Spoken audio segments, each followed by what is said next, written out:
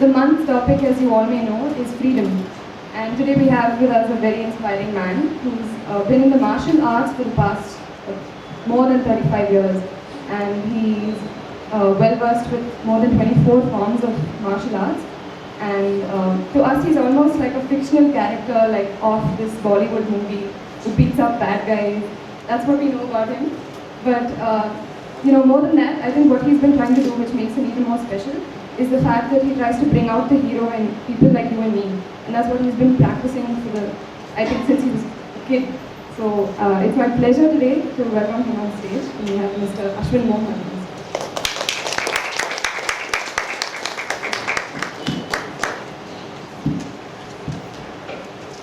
Thank you. That was a funny introduction.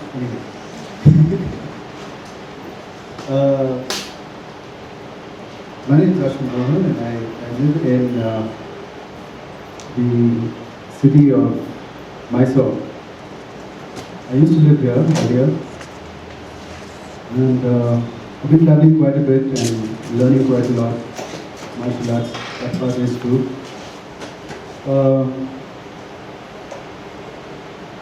What I want to talk to you today is about a change in culture. The prevailing culture is what we call threat culture. I'll explain it in a bit. But it's through consent culture that we can really be free from fear and respect each other, and everybody gets to do what they want to do, which is freedom. Okay. Can we have the next slide, please? A fundamental concept of consent culture comes from the martial arts. Now, in the martial arts, there isn't enough time for you to refer to your imagination. You always have to feel through your body.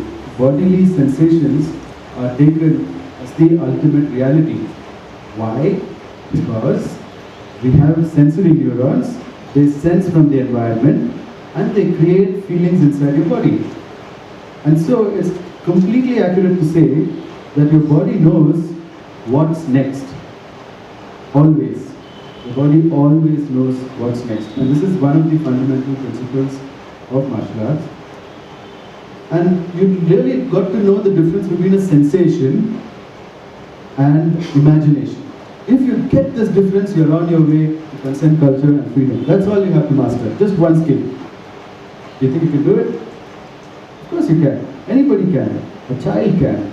I've taught this to children and they've been able to take charge of their lives right away. So now imagine that you have your cell phone in your hand. Okay, just imagine that you have your cell phone in your hand. You will feel some sensations in your hand. Yes or no? Please do it. Take your hand out. How would you say yes or no without even trying it? Okay. Try and imagine that your cell phone is sitting in your hand. You feel some stirrings in your palm. If you're a normal person, otherwise you've got some neurological problem. Right?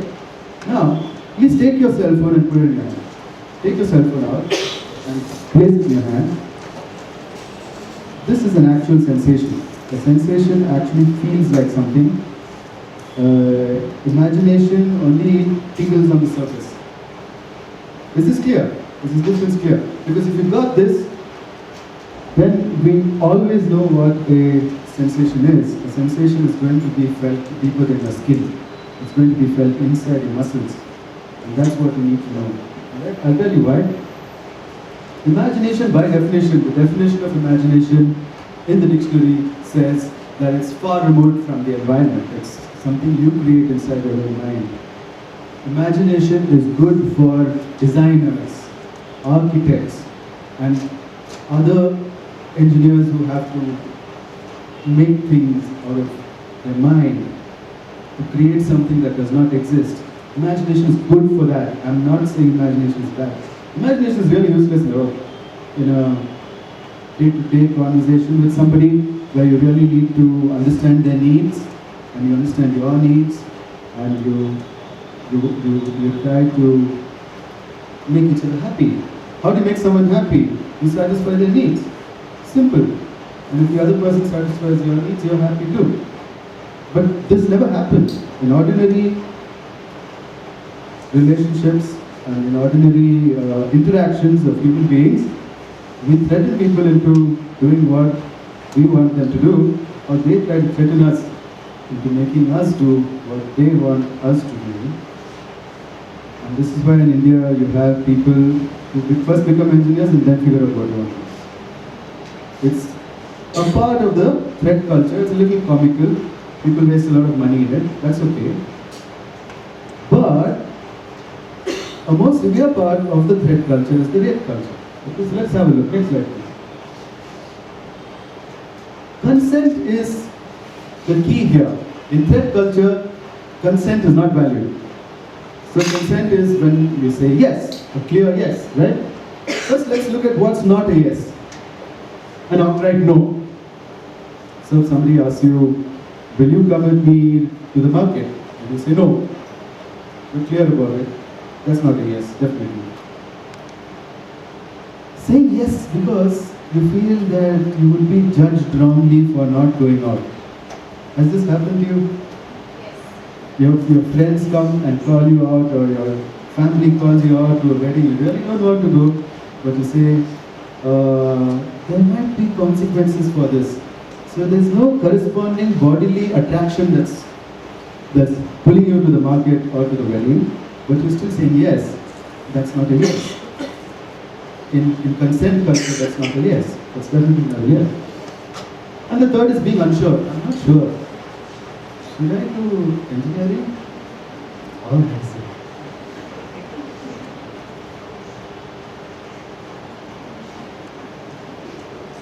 This is being unsure. Okay? Unsure is a laziness to think. You see, you can be lazy for anything. Be lazy for anything, but don't be lazy to think. And this is, the laziness to think causes the third no, which comes up. So these can be easily, in consent culture we say if a person is not saying a yes, we don't ask them to do it. That's it. Okay, so what's a yes? Let's have a look at what's a yes. Next slide. Saying yes after having experienced a clear sensation of attraction in the body towards whatever you want to do. It has to come inside the body. Only then it's a yes. Otherwise there's no reason for you to say yes. You might have all the rationalizations in the world for your yes. But inside then you might be empty. You don't really feel a yes. This is very common, so I know it's part of your experience. Threat culture prevails in this country. Okay? So I know this is part of each and everyone's experience here. You have many times said yes when you didn't have a clear yes. Many times you've been confused because threat culture also propagates not thinking. They give you so many choices and then they put so much urgency on you, you freeze, you can't think now, you're in fear. So fear is the main currency of threat culture. Let's have a look. Next slide, please. Now, before we go there, the two skills essential to maintaining a consent culture. If you want to maintain your freedom, you have to have two essential skills, two very essential skills. The first one is easy. You just look into your body and you can elicit whether it's a clear yes or a no. Maybe it takes 1 week practice, but you'll be very sure if it's yes or no. When you stop lying, when you lie to yourself and there are two things, one is called rationalization, another is called confirmation bias. Have you heard of these words? Rationalization is making up a reason why you're doing something you don't want to do. That's called rationalization. And the other part is called confirmation bias. You decide to do something you don't want to do, and then you look for confirmation from other people. So you go on finding out information. You find information that confirms that you should do it. And this is easy to find. If you want to look for information, you can prove anything. Yes, God exists, doesn't exist, whatever, you can prove whatever you want. You can use statistics. Statistics are the best tool to prove anything. We do it all the time. When I used to run a corporate training company, we used to do this all the time. Fudge statistics. So you can use statistics to prove anything. Okay? The first part is really easy. Just stop lying to yourself and focus on your body and get in touch with your sensations. If you eat too much, you can't really feel what's going on inside. This is a fact. Okay? Especially sugar. If you have a lot of sugar, then you can't really feel what's going on inside. Just watch out for this one thing. And if you have a lot of alcohol and you get totally high, you can't really know. That's why when somebody is under the influence of alcohol or sugar, don't take that consent. You can give them 2-3 cakes and make them say yes to anything. Or you can give them 2-3 pegs and make them say yes to anything. Right? This is not consent. And a lot of rape happens like this, where the girl says yes because she's under the influence of alcohol, and later she regrets it. She says, I had no attraction to this, I did not consent to it. But at that moment I said yes, and now I can't take that back. Right? So that's a rape. Now the laws have changed. If a girl says, even after she says yes, if she comes to the court and says, that yes was not a real yes, it was under threat, it was under pressure, the guy still goes to jail. Unless the guy is really running scared. And maybe it's a good thing. Maybe you'll pay more attention to consent. Right? Okay. The next part is a little hard. Defending a no. Defending a no is kind of complicated. It's not that easy. It's a skill that takes some time to learn, right? You can say no. Do you know what acid attacks are? Have you seen it? There's one acid attack that happens in India every day. Even today. It's not coming down. It's going to 1.1, 1.2, etc. So what's going on? What is it? When a girl says no to a suitor, it's Indian culture to throw acid on her. It seems. Even Pakistani culture, and even it's happening in some other countries, in Asia. So you can get acid anywhere. You can go to Avenue Road and get it. It's no big deal. You say it's for your chemistry project. So it's that simple to get. It's not been regulated by the law. And since the incident is 1 per day in a country of 1.2 billion, nobody's paying attention to it. But this is threat culture. Right? Acid attacks are that. When you say no, sometimes there are consequences. Can you defend yourself against it? Let's see what kind of skills you need for that. Next slide, please. This is really easy, I already told you. Find a bodily sensation of attraction in yourself, but also elicit a yes from everybody else. To live in a consent culture, everybody else in the culture also has to be free. So you have to make sure that you elicit a bodily response from the other person. It usually shows in their face, when they want to or not. They're like, okay. It's not a yes. That's really not a yes. So you want that yes to be with enthusiasm. I will go at the You want that. You want to see that sensation in other people.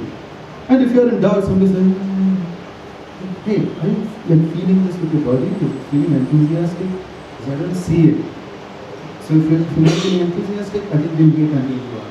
And you wait until they are. They can't manufacture enthusiasm. Hey, no, my God. It still looks fake. Right? You can always know when someone's faking enthusiasm. Yes or no? No? You can't know? Okay. You need to pay a little more attention. It's very subtle. It's all in the eyes. Dilation of the pupils cannot be faked. So when somebody is really enthusiastic, their eyes will look more attractive and big. The Indians, we have black eyes mostly. You can't see the dilation so clearly, but it definitely dilates, and the person will act as if more light is coming into their eyes. The eyes will become wider. That can't be faked. You can't do this. Because the pupils won't dilate. You look stupid when you do it. Okay? So pay attention to people's faces. Don't get used to the bad acting you see in Bollywood and sometimes Hollywood. Actually, mostly both. But everyone is copying what they see in the movies and the theatre, so nobody knows really to act. They don't really practice theatre or anything like that. Right? So theatre people have to be very careful. They can fake. You can't really know. But then, hey, whatever. How many theatre people do you know? There are quite a few, but they're usually very much in touch with the body, and they can tell you about consent clearly, right? So most of the time, like, maybe there will be a 10% error in your judgment, maybe even less, actually even less, as you start becoming more sensitive to whether somebody is saying yes or no. So just watch for the eyes. Okay, this is easy. Next one. Next slide, please. Defending a no. See, when you say yes to somebody, you don't need to defend. There is no need for it. It's when you say no that you need defense. This is why I train martial arts, so that I can live in a consent culture. Nobody can force me to do anything at all. Can't. Like, there was a time when I had run up a huge loan and stuff like that. So Citibank sends these gundas to your house, right? So these two idiots came to my house, and they started, at that time I was married, so they started saying, you have a wife, anything can happen. So this is a threat culture. I said, see, I don't have the cash, I will pay it with interest, as the business does better. But no, you have a wife, anything can happen. That really irritated me. So I did a few things to them. And they never came. And Citibank cut off all the interest also. And they just took only the principal amount. So there's no interest. I got an interest-free loan for 3 years. Anyway, so you can, if you know the right physical skills. And what are they? You need to have physical fighting skills. You need to have legal fighting skills. You need to be friends with a very good lawyer, or you need to know the law yourself. Right? That's how you protect yourself. So that you can always consult. And now you've got the entire IPC on your phone. There's an app. CRPC is on your phone, IPC is on your phone. Take some time to know about these things. These things are very important. Also, make friends with the legal machinery. Make friends with your local cops. It's not so hard. They love to make friends. They're very friendly. Ask my brother. He and me are friends with a lot of cops. Right? The cops bought my bike. When they caught it for drunken driving, we sold our bike to the cop. We bought it. They just love people. They're like people's people. Okay? So you have to talk to them. Then, verbally also, you need to be able to say no clearly without ruffling people's egos, because many people are children. They haven't grown up. If you tell them, if you insult them, they feel really bad. If you tell a fat person that they're fat. So my dad used to say, if somebody calls you a donkey, you can check the number of legs you have. If you are a donkey, then you improve. If you're not a donkey, then you slap him and go. Verbal skills, not physically slap, emotionally. So people's egos can get hurt really fast, right? So the way you present it has to be kind of very sensitive when you say no. And then it kind of reduces all the trouble that you have, yeah? So first, it's called the sandwich method. Anybody in management knows this, right? You say a nice thing, and then you put your criticism, and then you say another nice thing, sandwich. And then you push the sandwich into their mouth. This is the prevailing corporate culture that we get. It's a good thing. It's a good thing to be like that. Every politician knows this. Only when politicians are master communicators, you should watch. Only when they, except Rahul Gandhi, only when he's learning. Only when they want to communicate something insulting will they do it. Otherwise they can be very nice to you. They can be extremely nice to you. You have to learn that. You have to learn that, can I call it statesmanship? I consider it statesmanship because one of the skills that helps you to live in a consent culture. So these are hard skills, right? Soft skills according to the training industry, but they're very hard skills. And this fighting, you don't know fighting. You don't know. Who have we fought? Nobody. Where have we fought? Nothing. Right? There are a few people in the audience, my students who practice martial arts. Some of them even run their own institute. That's not fighting. That's standing with one guy and not hurting him. Correct? That's what martial arts is. You stand with one guy and you will not hurt him. You do your best not to hurt him. So you don't really have any experience in fighting. And let me tell you, a fight is something that it just touches so many nerves in your body. It makes your legs shiver. Adrenaline pumps through your body. You can't do your fancy technique at that time. Yeah? So everything you practice in the martial arts class is a waste. I'm going to teach you a few things that have worked for me. But even these need practice. You can't just get it after attending a lecture.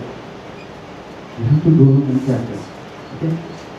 We've had a lot of success stories with this by teaching it to women who actually needed it in Tamil Nadu and across India. We trained more than 5.5 million women in defending a no. Defending a no is the key actually. Because they understand that they've got to defend a no in order to have freedom, then they go for it because nobody likes to live without consent. Nobody.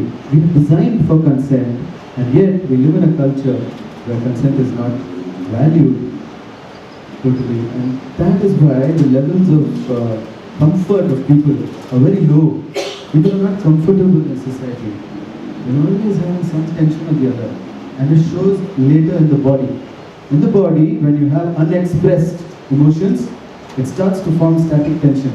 So a lot of people have tension in the calves, a lot of people have tension in the forearms, in the trapezius, etc. Ordinarily, your calf muscle should be soft. It shouldn't be hard. You just touch your calf muscle and see how hard is it. Everybody's got hard calf muscles because of threat culture. Everybody's got hard trapezius muscles. Threat culture just sits in your body, right? Your body is supposed to be very soft. So, one very important skill is strengthening your shins and your forearms. Okay? Very simple skill. Sure. But it goes a long way when it comes to a situation of violence, because half the time in a situation of violence, you're only doing this. Right? That's what we do when somebody starts hitting us. So it's good to have strong forearms, and it's good to have strong shins. Because then you'll be surprised. The guy hit you with his hardest shot and his arms are paining. Right? Can you just help me? Come.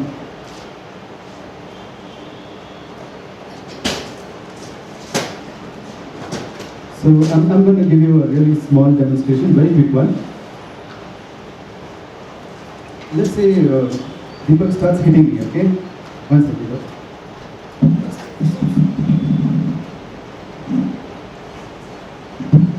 All I'm going to do is protect myself. I'm not going to strike him back or anything. I'm just going to protect myself with my forearms and my shins, whatever is coming, right? So he knows kickboxing, so he can really hit me. Okay.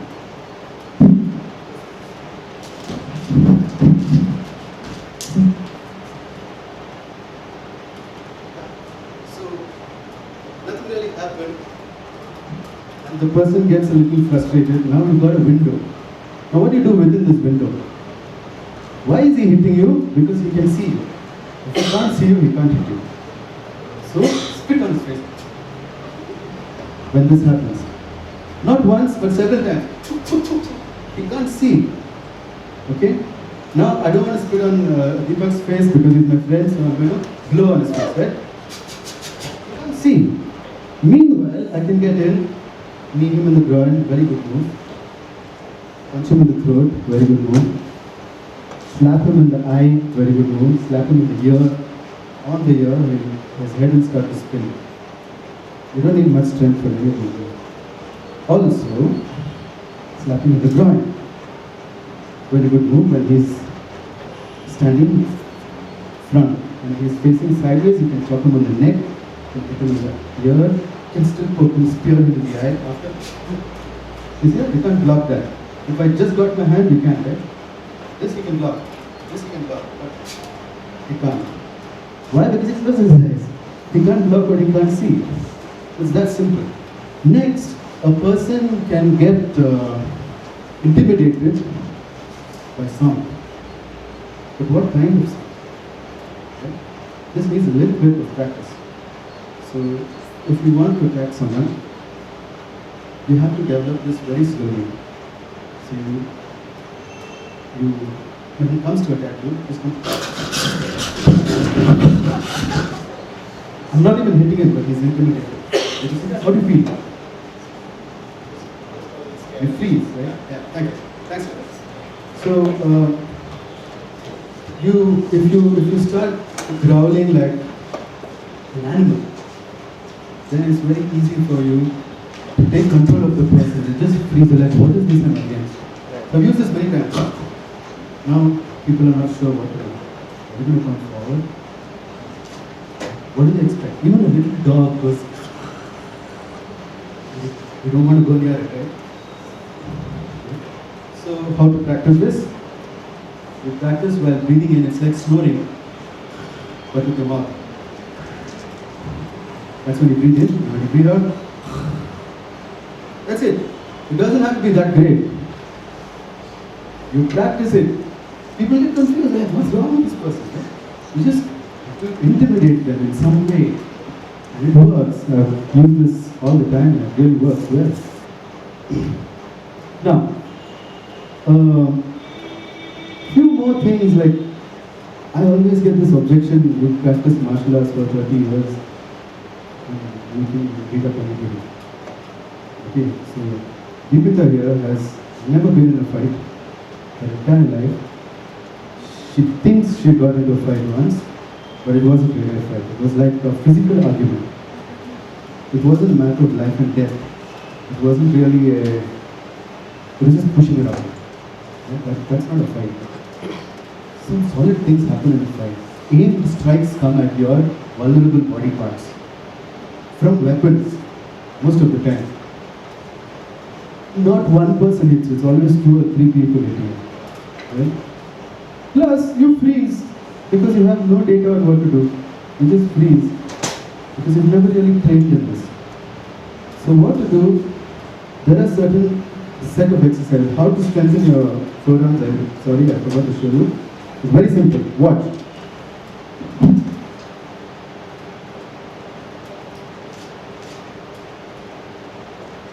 Just hit them together and switch and hit this together for about 30 seconds on each one. That's it.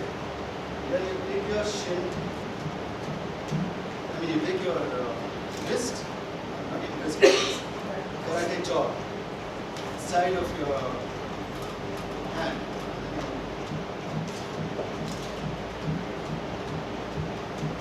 Strike it as hard as you can bear. Don't go harder than you can bear, because then you'll end up going to hospital. So you just strike it as hard as you can bear for 30 seconds every day. For women, this ends up preventing osteoporosis because it increases the bone density of all the bones. All the bones. Just by hitting this. Something happens here, and later when some of my students who had osteoporosis, like really old women, they started practicing this and they got better. The bones didn't feel so weak anymore. So when you got osteoporosis and you're obese, you feel your bones bending like this, almost going to snap. And it feels very weird. You get very afraid. You can't balance yourself. So if you practice this, you'll never have that. There's a law called Wolff's Law which makes this happen. Now very quickly I'm going to tell you what happened in Tamil Nadu. There was this lady who's the Sri Lankan refugees are a bunch of people who really have it rough because they have to give one child to the LTTE, and if you don't, then they're going to really kill you. So a lot of families left because they didn't want to give up a child, just jump on a boat and come. And if there were 8 people on the boat, maybe 6 or 5 would make it, 3 people would die in the sea. So everyone's got post-traumatic stress from this event. So the women are more practical, they are able to take more stress, emotional stress, so they handle it, and they also worry about their families, so they don't really crumble. But the men crumble and they start drinking. And in that drunken anger, they end up beating their own family. And this is very, very, very common among Sri Lankan refugees. It happens used to happen all the time until I went there. So I went there, I taught them a lot of exercises and a lot of stuff that Deepika is going to try and show you today. But there was this lady who said, very skeptical. She said, none of this is going to work. Women are not as strong as men, so I think it's all bullshit. And then, but she liked this. She liked shin thing, because her husband used to beat her. She thought if her forearms and shins are strong, then she can do something, save herself a lot of injuries. So she practiced that, and she practiced it for a few weeks, 3 weeks, and then there was a drunken incident again, which got violent. There was a drunken incident every day. It was just yelling and screaming, but it used to flare up once in a while.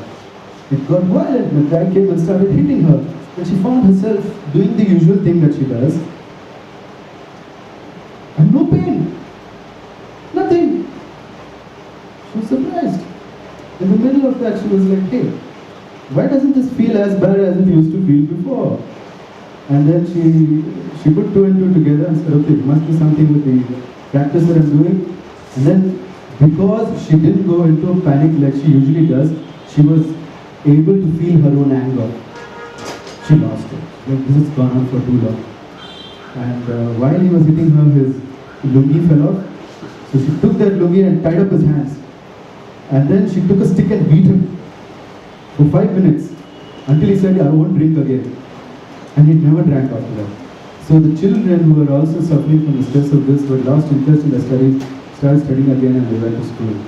So really defending a no is a great skill to get your life back on track. It's a very underestimated and underrated skill. You should spend at least half an hour developing the ability to say no and defend it also. If you don't have this, you can forget about living in a consent culture.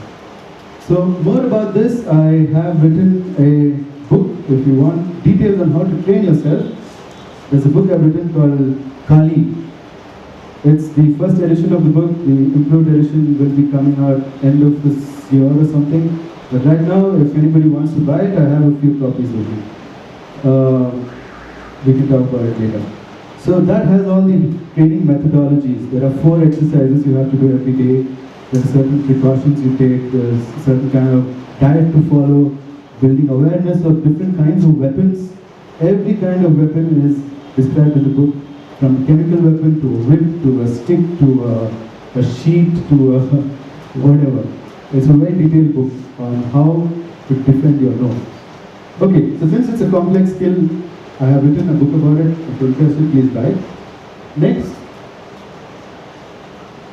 respect other people's clear no.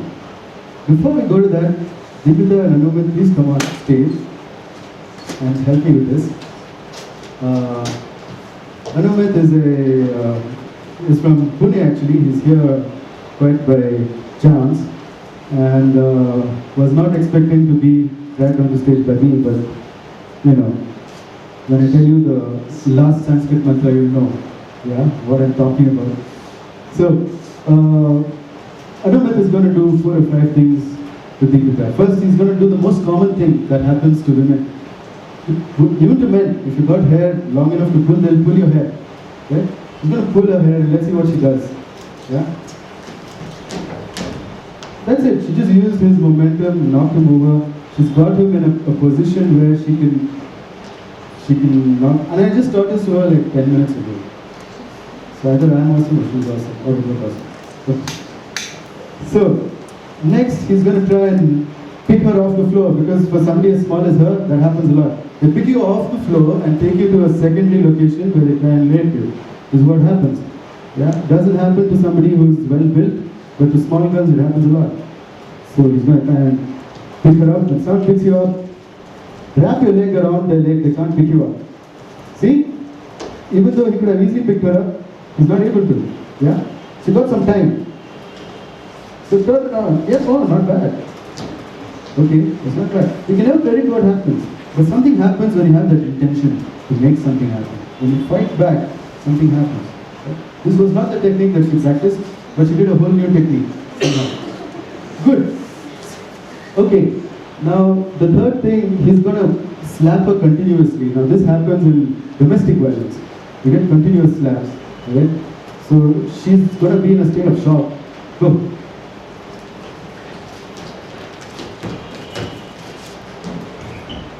Now, what she did there is a very key technique. She used the leverage of the pants. So all you have to do is use the leverage of the pants to take someone down. I just need one hand. I don't even need both hands. Right? Or you use the leverage of the shirt. Do not try to hold someone by the arm and then take them down using judo techniques. You're finished. Right? Because in real life it doesn't work that way. It works only in the tournament. So you have to use these techniques. And then spitting, blowing in the eyes, she did that pretty well. Now the last technique, he's going to put her on the floor and try to pull off her pants. It's also a very common thing that happens. Don't worry, it won't come off. Now, why did he fall? She hooked one leg behind his knee and she pressed her leg on the knee. She hooked one leg behind the ankle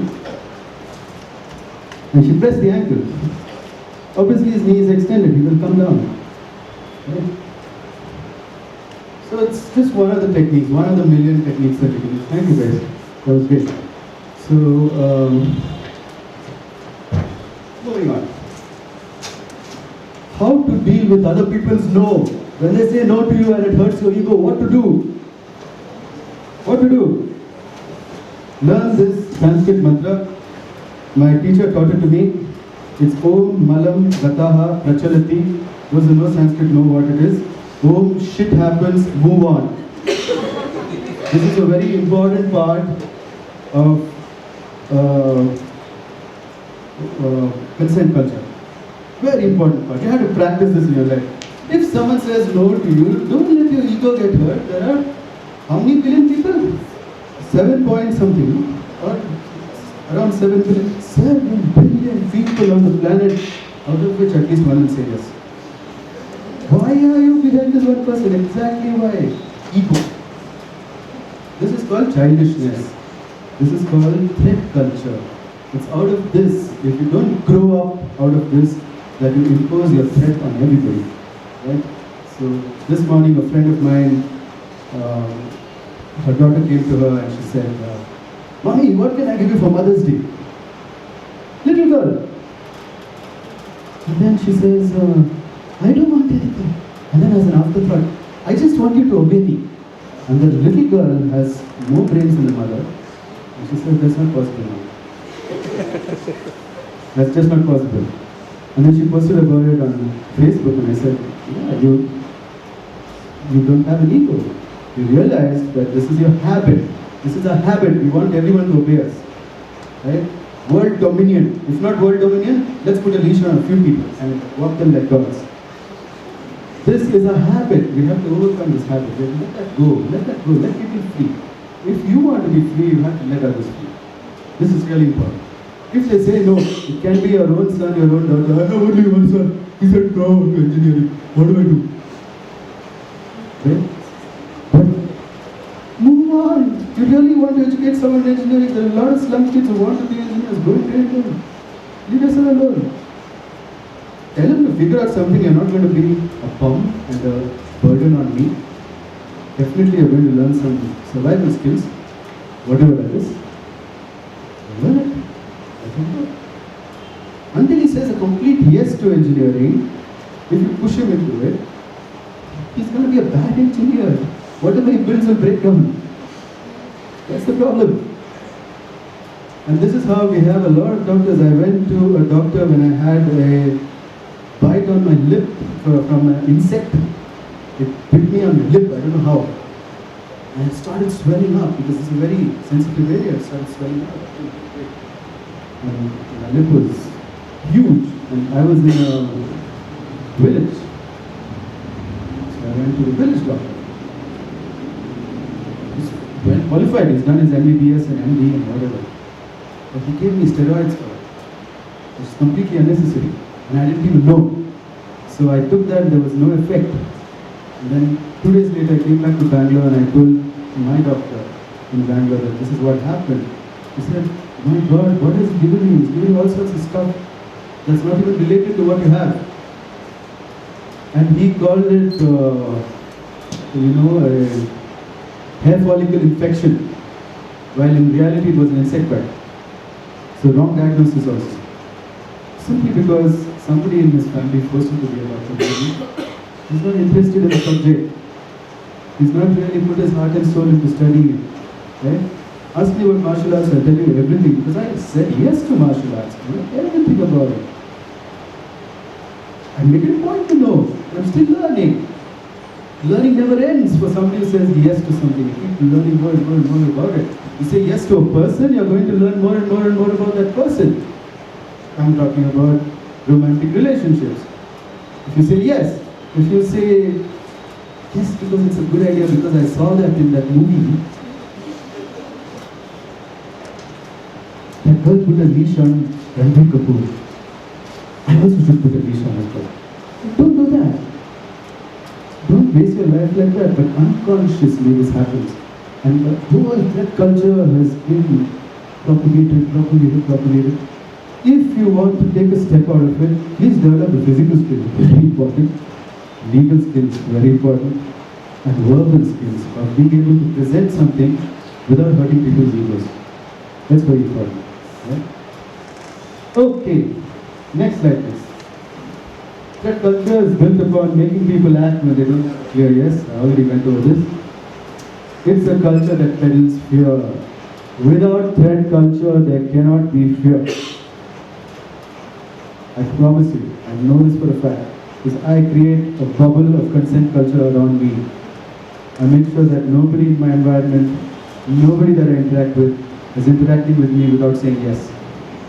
If they have even a slightest not yes, I will come back later when they have yes. You see? So, building this, I see that me and everybody around me who works for me in the company and who hangs out with me in my house, my friends, everybody has got a consent culture. It is beautiful. There is not an iota of fear. So I know this for a fact. I'm not making this up. Threat culture is the only reason that fear exists. Next slide, please. Now, consent culture gives you clarity of action. Look, there's this big philosophical question of who am I? Ramana Maharshi asked it. Muji asked it. Muji's teacher Punja asked it. These are the three great propagators, but there have been a lot of things like Shankara asked it. But think about it. What will you do with that information, even if you find out who am I? How will it change your life? A more important question is, what's next? Don't you think so? Consent culture gives you continuous clarity of action. You have absolutely no doubt on what to do next, and you have a complete yes to something. You said yes to something, you said no to something, and you are going to deal with the consequences of the no and the joys of the yes. So, I think it's a very spiritual thing to have consent culture. It's better than sitting and meditating on it. Everyone who goes to spirituality is going out of the torture and pain that's being caused to them by threat culture. So you might find your parents running off to an ashram, taking something and turning vegetarian, taking a mantra and turning vegetarian. Okay? And then absolute search for joy and satisfaction and happiness and peace inside yourself. Does it come from inside yourself? Generate happiness from inside. Think about it. Do not get into a confirmation bias, because a lot of people have been saying it. Try it and see. Can you be happy by yourself? You can't. just alone, I put you on an island, you'll be happy? Impossible. So we are happy when we build a society around us that is happy. How? Let's say yes to something. There is a joy in that. So that's it. That's all you have to do. It's the most spiritual thing you can do. One day you're going to die. You're going to die with a smile on your face. So that's the idea. So it leads to freedom and prudence as the decisions are based on reality. You're not manufacturing imagination because you're not designing anything here. You're just saying what's next. If you're designing something, yes. If I paint, I make a painting, I imagine, I use my imagination. That's not coming out of my body. Although there are a few painters who paint out of their body and it looks like, right? So if you want to make something beautiful, you have to use your imagination. Okay. But in order to interact with people, you don't need imagination. You need reality. You need sensations. So this is the distinction I hope I've been able to give you in the past half hour. Next slide, please. Please look at this. I kind of resonate with this. It's very important. This is the answer to who am I. Even the answer to who am I, you should lose fear. If you believe the Bhagavad Gita, then the answer to who am I should be this. You're a ghost driving a meat-covered skeleton made from stardust, riding a rock floating through space. Why fear anything? Think about it. You are. You in fact are. This is a fact. This is not lies. Okay? So, anyway, next slide please. So, consent culture means relaxation, health and happiness, increased efficiency, profitability, better relationships, no more desire, fear, peace of mind. So, Mysore, very awesomely, we just started this new thing. We're calculating people's loss due to threat culture in their company. Yes, more statistics I know, but it works. And when we actually go there and implement the consent culture within the company, it takes us a few days of training to do that. Profitability goes up. So it's also something, it's freedom for the whole humanity to implement consent culture in their lives. Alright, I'm going to end here. If anybody has any questions, I think the forum is still open, right? Yeah, okay. Great. Thank you so much.